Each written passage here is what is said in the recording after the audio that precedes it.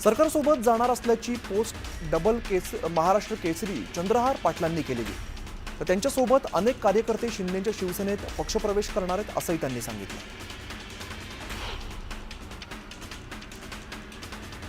लाडकी बहीण या आवरणाखाली तुम्ही ही निवडणूक हायजॅक केली असा आरोप संजय राऊतांनी महायुतीवर केलाय। राहुल गांधींच्या वक्तव्याला समर्थन देत त्यांनी महायुतीला टोला लगावला। बारामतीच्या गोविंद बागेत माळेगाव सहकारी साखर कारखान्याच्या निवडणुकीसंदर्भात शरद पवारांनी बैठक घेतली। निवडणुकीसंदर्भात येत्या 2 दिवसात निर्णय देणार आहे असं शरद पवार जो निर्णय घेतील तो आम्हाला मान्य असेल असं कार्यकर्ते म्हणाले। स्थानिक स्वराज्य संस्थांच्या निवडणुका आम्ही महायुती म्हणूनच लढणार असं म्हणत राष्ट्रवादी काँग्रेसचे उत्तर महाराष्ट्र संघटक प्रभारी आमदार अनिल पाटलांनी हे वक्तव्य केलं।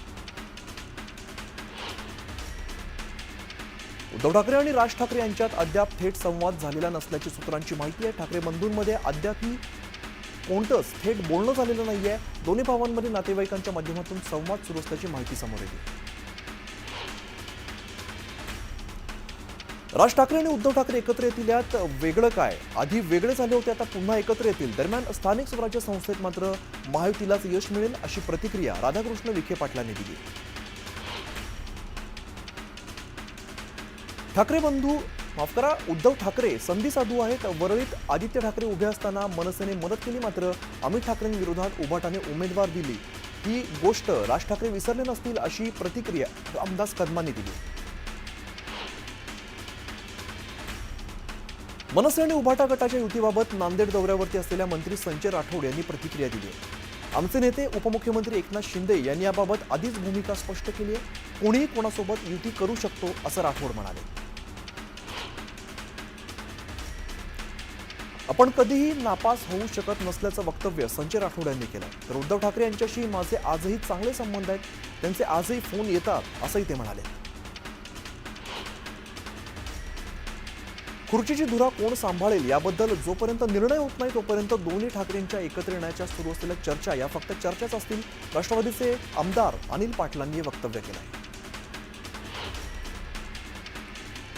राज ठाकरे आणि उद्धव ठाकरे एकत्र येणं हा त्यांचा अंतर्गत विषय असल्याचं मंत्री दादा भुसेंनी वक्तव्य केलं आहे। तर महाराष्ट्राची जनता महायुतीला आणखीन प्रभावी मदत करणार असल्याचंही ते म्हणाले। मनसेसोबतच्या युतीबाबत उद्धव ठाकरे सकारात्मक असल्याचं उभाटा शिवसेनेच्या नेत्या किशोरी पेडणेकरांनी सांगितलं। तसंच हे मनोमिलन व्हावं यासाठी नातेवाईक प्रयत्न करतायत का आपल्याला माहिती नाही असंही त्या म्हणाल्या। दोन्ही भाऊ एकत्र येण्यासाठी नातेवाईक सुद्धा प्रयत्न करतायत अशी माहिती चंद्रकांत खैरेंनी दिली आहे। दोन्ही भाऊ महायुतीला धडा शिकवतील असंही खैरे म्हणाले। दोन्ही राष्ट्रवादी एकत्र येण्यावरती राष्ट्रवादीचे आमदार अमोल मिटकरी यांनी मोठं विधान केलंय। पांडुरंगाची इच्छा असली तर बहीण भाऊ आषाढी एकादशीपर्यंत एकत्र येऊ शकतात असं सूचक विधान मिटकरींनी केलंय। त्यामुळे राजकीय वर्तुळात चर्चांना उधाण आलंय। दोन्ही राष्ट्रवादी एकत्र येण्यावरती सुप्रिया सुळेंनी प्रतिक्रिया दिली आहे। या संदर्भात सगळ्यांशी चर्चा करणार असल्याचं त्यांनी सांगितलं। चर्चेनंतर कार्यकर्त्यांच्या मनात काय आहे हे कळेल असंही सुळे म्हणाले।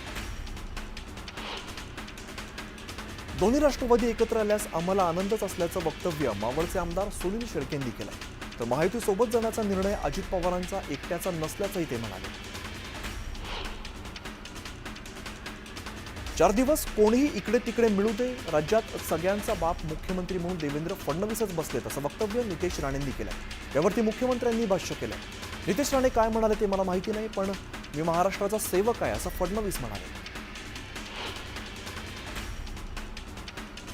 मराठी भाषा गौरव दिनाच्या कार्यक्रमात सोनाली बेंद्रे आणि राज ठाकरे एकाच मंचावरती एकत्र दिसले होते। त्यांचा एक व्हिडिओ सोशल मीडियावरती चांगलाच व्हायरल झाला होता। या व्हिडिओवरती पहिल्यांदाच सोनाली बेंद्रे यांनी मौन सोडलंय। ठाकरे कुटुंबाशी आमचं जुनं कौटुंबिक नातं आहे, मात्र या कार्यक्रमात मी माझ्या बहिणीसोबत उभी होते आणि यावेळेला मी तिच्यासोबत बोलत होते असं सोनाली बेंद्रे म्हणाल्या।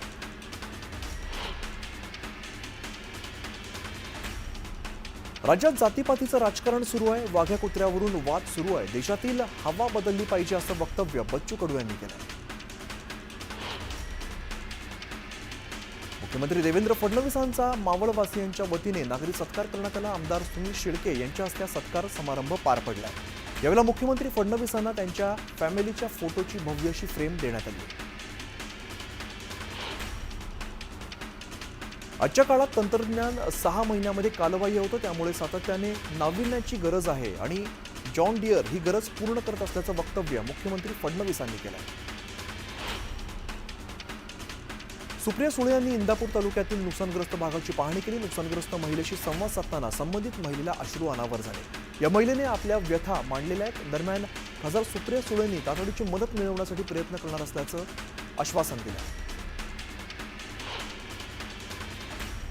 बीडच्या श्री क्षेत्र चाकरवाडी या ठिकाणी आंतरराष्ट्रीय कथाकार प्रदीपजी मिश्रा यांच्या शिवमहापुराण कथेचं आयोजन करण्यात आलेलं आहे. या कार्यक्रमाला मंत्री पंकजा मुंडेंनी हजेरी लावली. पंकजा मुंडेंच्या हस्ते महाआरती करण्यात आली. पुण्याच्या सणसवाडीत जॉन डियर इंटेलिजन्स सोल्युशन्स या ग्रुप समूहाचं उद्घाटन झालेलं आहे. मुख्यमंत्री फडणवीसांच्या हस्ते याचा शुभारंभ करण्यात आला. वैष्णवी हगवणे प्रकरणात निलंबित पोलीस अधिकारी जालिंदर सुपेकर यांच्या फोनची तपासणी झाली पाहिजे अशी मागणी अंजली दमानी यांनी केली. एक्सवरती ट्विट करत त्यांनी ही मागणी केली.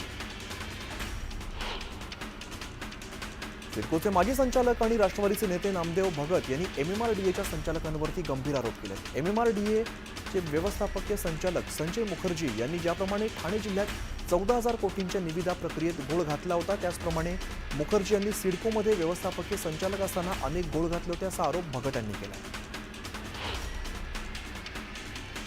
यंदाच्या बकरी ईद निमित्ताने हाजी अली दर्ग्याला 5 लाखांपेक्षा अधिक लोकांनी जियारतसाठी भेट दिली. दरम्यान हाजी अली दर्गा परिसर 78 CCTV कॅमेऱ्यांच्या देखरेखीखाली होता. बदलापूर शहरात मोठी वाहतूक कोंडी झाल्याचं पाहायला मिळालं. पूर्व पश्चिम उड्डाण पुलाला जोडणाऱ्या रस्त्यावर ही कोंडी झाली होती.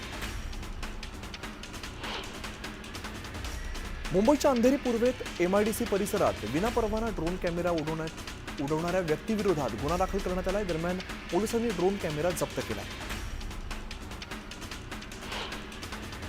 महाबळेश्वरमध्ये वाहतूक कोंडी झाल्यामुळे वाहन चालकांना नाहक त्रास सहन करावा लागतो. सुट्टीमुळे मोठ्या संख्येने महाबळेश्वरमध्ये पर्यटक दाखल झालेले आहेत. गर्दीचं कोणतंही नियोजन न केल्यामुळे मोठी वाहतूक कोंडी झाल्याचं पाहायला मिळतं.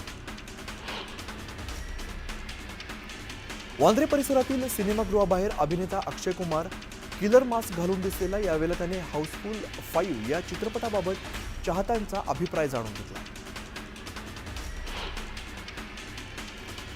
बदलापुरात पान टपरी आणि चहाच्या टपऱ्यांवरती ड्रग्सची सर्रास विक्री होत असल्याचा दावा आमदार किसन कथोरे यांनी केलेला आहे. अनेकदा पोलिसांना कारवाई करण्यास सांगितल्याचंही ते म्हणाले. मुंबईच्या वाटोंग्यामध्ये गावगुंडांची दहशत पाहायला मिळते. हातात तलवार आणि कुऱ्हाड घेऊन लोकांवरती हल्ला करण्याचा प्रयत्न करण्यात आला. या हल्ल्यामध्ये अनेक महिला आणि पुरुष जखमी झाले.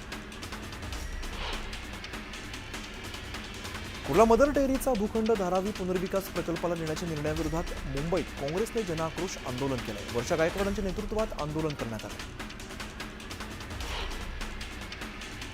गोंदिया जिल्ह्यात अद्यापही पावसाचं आगमन झालं नसल्यामुळे शेतकऱ्यांनी चिंता व्यक्त केली आहे. उलट तापमान 42 अंशांवरती पोहोचल्यामुळे नागरिक उकाड्यामुळे हैराण झाले.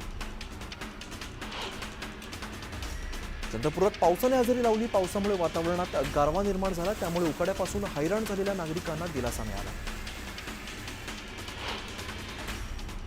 रत्नागिरीच्या दापोलीत मुसळधार पावसाने हजेरी लावली, त्यामुळे बाजारपेठेत मोठ्या प्रमाणात पाणी साचलंय. पाणी साचल्यामुळे नागरिकांना अडचणींचा सामना करावा लागला. रायगड किल्ल्यावरील धनगर वस्तीला पुरातत्व खात्याने गड खाली करण्याची नोटीस बजावली आहे. धनगर समाज बांधव पर्यटकांना दही, ताक, चहा आणि नाश्त्याची सुविधा घेऊन येणाऱ्या पैशांवरती आपला उदरनिर्वाह करत असतात. त्यामुळे गड सोडला तर उदरनिर्वाह कसा करणार हा प्रश्न आता निर्माण झाला.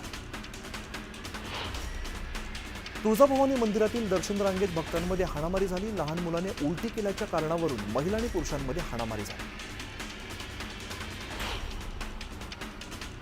जालन्यातील धारकल्याण शिवारात वादळी वाऱ्यासह झालेल्या पावसामुळे शेतकऱ्याच्या घरावरील पत्रे उडाले, त्यामुळे घरात साठवलेल्या अन्नधान्यासह इतर साहित्याचे मोठे नुकसान झाले. छत्रपती संभाजीनगरमध्ये बदलत्या वातावरणामुळे सर्दी खोकल्याच्या रुग्णांमध्ये मोठी वाढ झाली, त्यामुळे रुग्णालयात उपचारासाठी नागरिकांनी मोठी गर्दी केली. बीडच्या वेताळवाडीत भारतीय सैन्यात 20 वर्ष सेवा केल्यानंतर सैनिकाचं आगमन झालं. यावेळेला गावकऱ्यांनी जोरदार स्वागत केलं. अतिक्रमणाच्या मुद्द्यावरून चर्चेत आलेला विशाळगड आता अतिक्रमण मुक्त होताना दिसतोय. गडावरील तब्बल 106 अतिक्रमणं काढण्यात आली आहेत. महाड तालुक्यातील राजेवाडी गावात एका घरात मगरीचं पिल्लू शिरल्याची घटना घडली आहे। घरामध्ये पिल्लू आढळल्यामुळे खळबळ माजली। दरम्यान वन विभागाकडून मगरीच्या पिल्लाचं रेस्क्यू करण्यात आलं। यवतमाळच्या पांढरकवडा कृषी उत्पन्न बाजार समिती निवडणुकीत शिवसेना आणि काँग्रेसने बाजी मारली आहे, तर भाजपाचा धुव्वा उडालाय। शिवसेना आणि काँग्रेस प्रणित आघाडीचे 18 पैकी 17 संचालक निवडून आले। अमरावतीमध्ये प्रहार संघटनेचे अध्यक्ष बच्चू कडू यांनी अन्नत्याग आंदोलनाला सुरुवात केली आहे। शेतकऱ्यांची संपूर्ण कर्जमाफी, दिव्यांगांना 6,000 रुपये मानधन, शेतमजूर मच्छीमारांसह विविध घटकांच्या मागण्या पूर्ण करण्यासाठी हे आंदोलन करण्यात येते। मालेगावमध्ये विविध मागण्यांसाठी शालेय पोषण आहार कर्मचारी युनियन आणि आधारवड बहुउद्देशीय संघटनेने आंदोलन केलं। मंत्री दादा भुसेंच्या कार्यालयावरती मोर्चा काढून मागण्या पूर्ण करण्याची मागणी करण्यात आली। नांदेड जिल्ह्यातल्या किनवट तालुक्यातील शिवणी या ठिकाणी ग्रामस्थांनी रास्ता रोको केला। अतिदुर्गम भागात शिवणी गाव आहे, इकडे पक्का रस्ता नाहीये आणि रस्त्यालगतच नाला असल्यामुळे पावसाचं पाणी लोकांच्या घरात शिरतं। जळगावच्या बारसे कॉलनी परिसरात नागरिकांनी महानगरपालिकेविरोधात आंदोलन केलंय। गटर तुंबल्यामुळे डेंग्यू होण्याची भीती नागरिकांनी व्यक्त केली आहे। दरम्यान तातडीने गटर स्वच्छ करण्याची मागणी आंदोलकांनी केली। किल्ले रायगडावरती उद्या छत्रपती शिवाजी महाराजांच्या तिथीनुसार 352वा राज्याभिषेक सोहळा साजरा होणार आहे। राज्याभिषेक सोहळ्याच्या पूर्वसंध्येला पारंपरिक वाद्यांच्या गजरात आणि दिवट्या नाचवताना शिवप्रेमींचा उत्साह शिगेला पोहोचला। भिवंडीच्या मराडे पाडामध्ये शिवराज्याभिषेक सोहळ्याला सुरुवात झाली आहे। भव्य स्वराज्य तोरण बांधत विधिवत पूजा करण्यात आली। वर्ध्याच्या संत केजाजी महाराज पालखीतील वारकऱ्यांची आरोग्य तपासणी करण्यात आली। काँग्रेसच्या वैद्यकीय मदत कक्षाच्या मदतीने ही आरोग्य तपासणी करण्यात आली।